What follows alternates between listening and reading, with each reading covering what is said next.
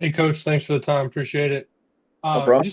Just curious. I was looking through kind of your coaching profile over on Ken Palm, and the offensive rebounding percentage kind of caught my eye. Midway through your tenure at Drake, you had some years where I think you guys were top third in the country in offensive rebounding percentage, and then the last 3 years kind of in the bottom third. I'm just curious your philosophy on that and how kind of you view the risk reward of crashing the offensive glass and how much that's based on the personnel you have. Yeah, we would love to be a great offensive rebounding team. That's something that if you can get extra opportunities, obviously that's a big advantage. A lot of that's been based on just a little bit of our personnel of the type of lineups we had out there. What we thought and prioritized for our team every year was a little bit different. So I would say on the pecking order, we prioritize, a couple other things more than offensive rebounding. But again, it's mostly just based on kind of our personnel and what we think we can be good at and kind of play off of that. Daniel and then Mike. Yeah, coach. Last time we saw y'all in live action was obviously against Mega. Handful of it was like what, August 11th, 12th. Just in that time span, where have you seen y'all grow, and just what are you expecting us to kind of see and learn that's maybe improved these last handful of months? I think the biggest thing is just defensively. I think we've gotten a lot more connected from our trip to Puerto Rico. You can just see it in the way we are a lot more aggressive, more attacking, because we understand positioning and where we're supposed to be a little bit better. So we're not, half a count late maybe to stuff like we were in the summertime. So I think that part's been really good. And then our ball movement and kind of the crispness there has been good. The other day, we're charting live 5-on-5. I think we had a day like this early in the summer, but yesterday we had 31 assists and 3 turnovers in our practice. So that just tells you a little bit about what we're doing on the offensive end in terms of the way we move the ball and things. So kind of excited about where we've made progress at both ends of the floor, but those are kind of the two main areas. Schumann and then Niz. Yeah, hey coach, I wanted to ask you about Nick Dorn. I'm curious if he was able to make it back to 5-on-5 this week, and kind of what your expectations are for him for these two exhibitions coming up.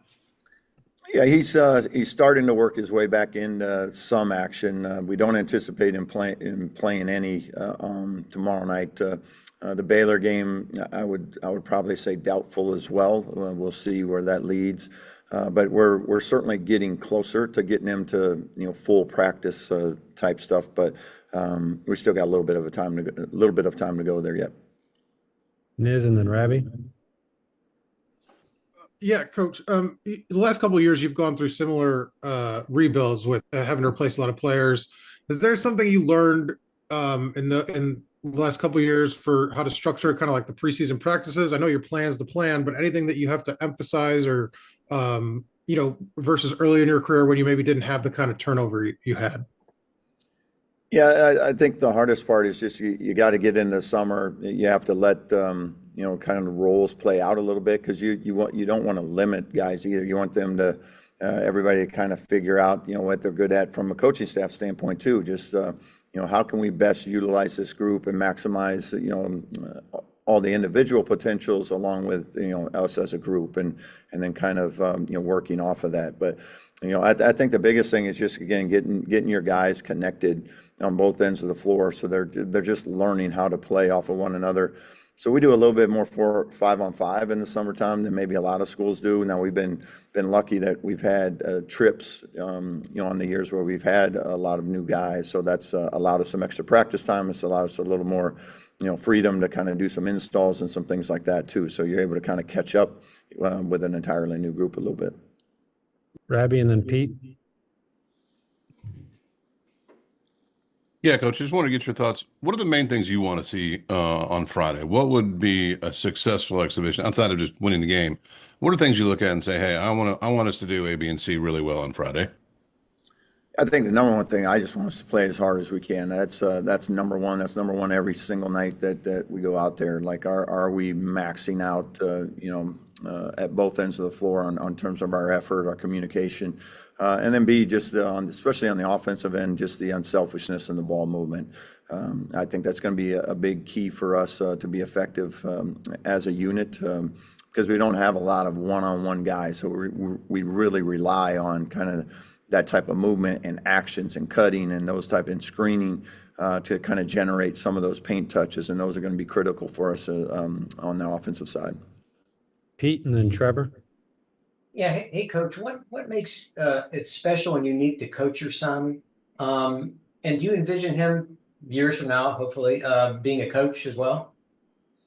Yeah, I think what makes it so special is just you get to spend all that time or even see all the time he puts into getting ready for a practice, getting ready for a game, and that's the type of work that you see a lot of our guys. But when you get to see your own son do it and recognize how much he cares about and how passionate he is about the sport and wanting to be good, and then to see that work pay off for him out on the game floor, I think that's one of those unique and special things. And then I think you always talk about guys that when they retire from sports, the thing they miss the most is the locker room.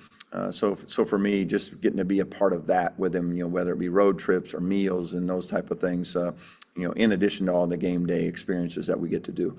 And then, yeah, I know he wants to coach when he's done. That's, I think, one of the things that, makes him kind of special as a player. Everybody talks about his shooting, but his feel and his IQ for the game, he just grew up around it. He's been, chasing, our teams around for a long, long time. And so he gets it and understands it, probably at a different level just because he's had, been almost force-fed it, for his entire life. But so I know that's something he certainly has an interest in whenever he's done playing. Trevor and then Zach Osterman. Hey, Darren, heading into the exhibition game with a whole new group, how much of your offense and defense do you have installed at this point? And how does it kind of compare to your first season, obviously at West Virginia and Drake? Yeah, for the most part, we have everything in. The offense and stuff we'll constantly add throughout the year, especially as we start to play games and see how guys or other teams are going to play us and guard us, and then try to make some adjustments off of that. Defensively, for the most part, have everything in. And special situations is probably the thing that we're cleaning up the most now as we lead into these last couple of weeks. But outside of that, like I said, on the defensive end, we don't get overcomplicated. We just want our guys to play fast, play physical, and then give in-game or pre-game type adjustments, game planning type things. But outside of that, it's all in. So now it's just getting better at it, as we go along. Zach and then Seth. Hey, Darren, sorry to kind of jump in with another injury question, but I'm just curious, especially kind of from a point guard perspective, sort of where Alexa and Jason are, like if either one of them is maybe a little bit kind of closer, and how you balance that position while maybe a couple of the guys that you might look to at least sort of, absorb some of those minutes are out. Yeah, that's unfortunately both those guys probably going to be out for a little while yet. So certainly not going to have them for the start of the season and probably a few weeks into it for sure, which does make it challenging. Those are two guys that we're counting on to hopefully give us some minutes and some depth, and so we got to be a little creative until the one or two of those guys get back and give us a little more flexibility with our lineups. Seth and then Josh. Hey, Darren, just wondering how, it's still early, obviously, but at this point, how good of an idea do you have right now about what your rotation will look like on a night-to-night basis? How many guys do you see yourself playing in a typical game? And then I guess what's your philosophy as far as, how far into the season do you try to trim that down? Yeah, it's going to be challenging early, just with Nick making his way back, how quickly he can get back kind of into that game conditioning, and then also just for us to get a little feel for where to best utilize him and plug him in, and the other two guys that they're going to be a while. So then how quickly can they just get thrown in there, and find their roles and be able to fit. So those are things that we don't know yet because of injuries. We're going to be a little bit limited on our depth right now. I anticipate it being 7 to 8 guys here early, and then as those guys start to come back, get more in that 8, 9, and maybe even 10 on certain nights. From a depth standpoint. Josh and then Zion.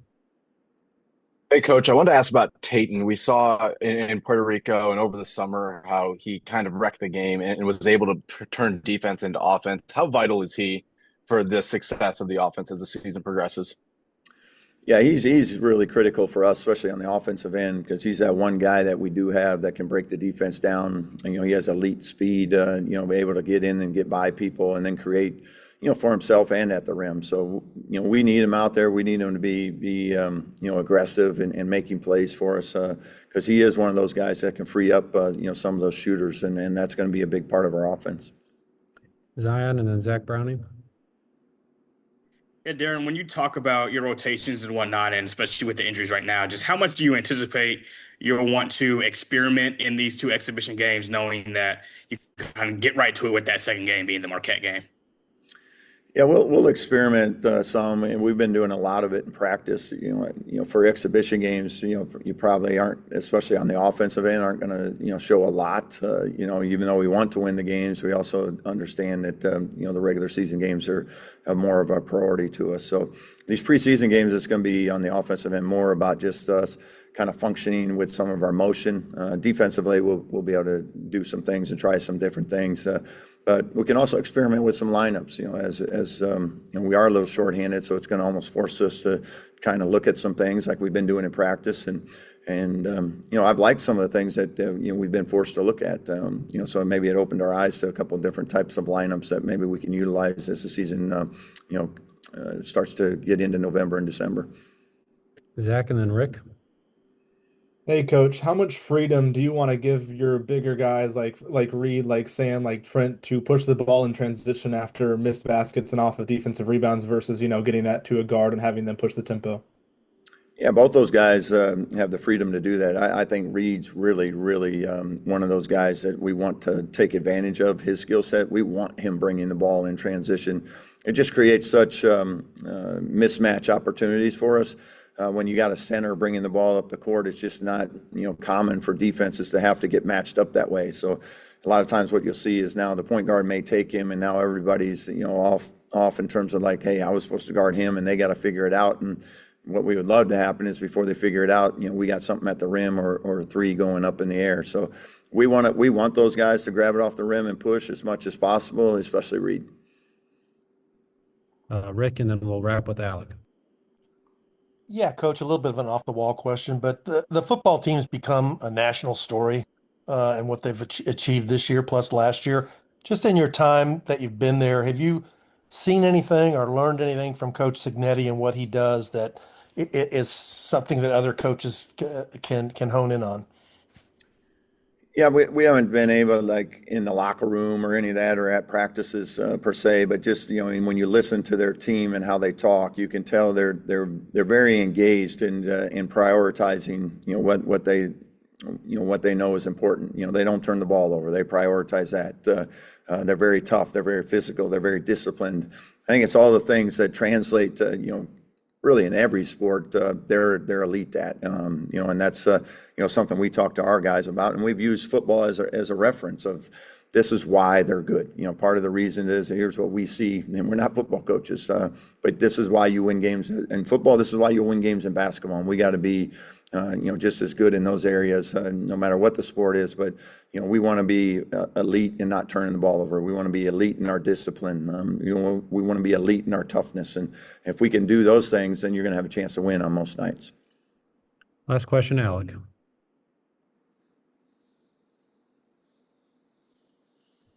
To play a little bit more together, and more specifically, now that they've had more time on the floor, what do they provide from an offensive standpoint, being able to play off of each other for you guys? Sorry, I missed the very first part you cut out on that. Yeah, Sam and Reed, just Okay. what have they been like now, being able to spend a little bit more time on the floor together, and kind of what do they provide you guys offensively? Yeah, they've been actually really good, and we've done that a lot more. We did it in Puerto Rico. And I like that lineup. We just weren't able to do it a lot in the summertime practice-wise because we didn't have the depth there. And unfortunately, we lost one of our other bigs, so it's It's been a little hard in practice sometimes to do it as much as we would like. It's also going to limit us a little bit during the year, potentially, on how much we can utilize the two of them together just because of lack of depth. But I do like that lineup. We want to utilize it, a decent amount because I think it gives us just some extra size, for us to take advantage of. And Reed's so versatile in what he can do. And he's so smart and moves and can play off the bounce. He's got good athleticism and speed. So it's something we're going to use and try to use as much as we can, whenever those opportunities come. All right. Thanks, guys. Thank you all.